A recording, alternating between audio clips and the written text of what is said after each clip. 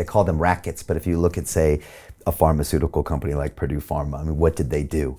They ran kind of a racket, right? Sure. Dressed up as a business. Absolutely. And so many of that with political control, with ridiculous profit margins, violating codes of man, codes of law. Absolutely. And yet it has a different name to it. Mm-hmm. But you see so many similarities between that 100%. Mafia. Is the world a better or worse place without the Mafia the way it used to be in the 80s? The neighborhoods were a better place, no doubt about it. My neighborhood, Greenpoint, where we grew up, my father, had so much influence there. You could walk down the street at 3 a.m, leave your doors unlocked, out the door. There's no crime in our neighborhood. No crime, because we didn't commit crimes in our own neighborhood. We protected. People loved us. The only thing we ran in the neighborhood was the numbers business. But people loved that. Old ladies, moms, grandmas, they're all playing the numbers, right? Because they had a shot to make a lot of money. And what now? The government has legal numbers business. They took it from us. Same thing. But the communities were a safer place. We didn't stand for any. I remember, look, when the Son of Sam, if you remember that whole thing in New York. Yeah, it was a serial killer that was on the loose in New York and had everybody scared. Yeah. Yes, we were after him. If we would have caught him, forget it. That would have never happened because he was into some of our neighborhoods. And we had a tip one night. We went after him. We couldn't get him, but our neighborhoods were safe, no doubt about it. Now, listen, there's going to be a lot of people in law enforcement will disagree with me, but what we played the game and got in trouble for, politicians are doing it now legally. Same thing. They extort people legally.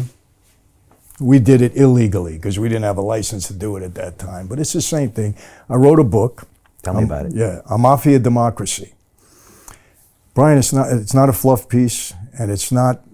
I did a lot of research, but what got me going on this, I'm watching it. I'll be honest, 10 years ago, I wasn't as interested in politics. I started getting interested because I got kids, I got grandkids now. I want to see what this country is looking like. I'm watching. I'm saying, these people are worse than the mob. They're operating just like us. They have this Machiavellian ideology. And I'll tell you how it breaks down. Machiavelli, who's kind of the patron saint of the mob. You go into prison, you got to read the book, The Prince. Fascinating book. Machiavelli was a brilliant guy, fascinating book. But he had a philosophy. And what he said was this. He said he was advising his prince how to maintain control of his kingdom. And he told the prince this. He said, look, you could lie, steal, cheat, kill if you have to. Whatever you got to do to maintain power is okay. But to the outside world, you always got to look honest, upright, and have integrity. And I'm watching the government. I'm really starting to study. I'm saying, this is the way we operated, the same way. Lobbyists. People come into Congress worth $100,000. They go out worth $7 million. They get paid $170,000 a year. How do you get that kind of money? Because they get around insider trading. I blew the lid off of them in this book. Why? It's not Republican, it's not Democrat, it's the system. And I want people to see what's going on because I love my country.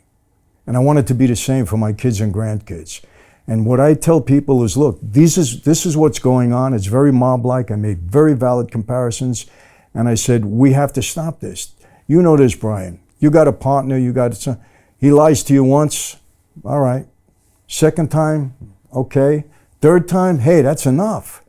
These politicians get up there and lie to every single day on video. One thing today, the next thing one thing to get elected, the next day they get in office, it's a whole different thing, to the detriment of the people. These are serious lies. I'm not going to point them all out now.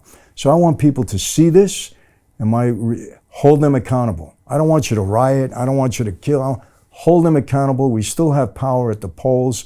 They're still very conscious of this because all they care about is votes, staying in office, maintaining power. That's what it is. Same like the mob.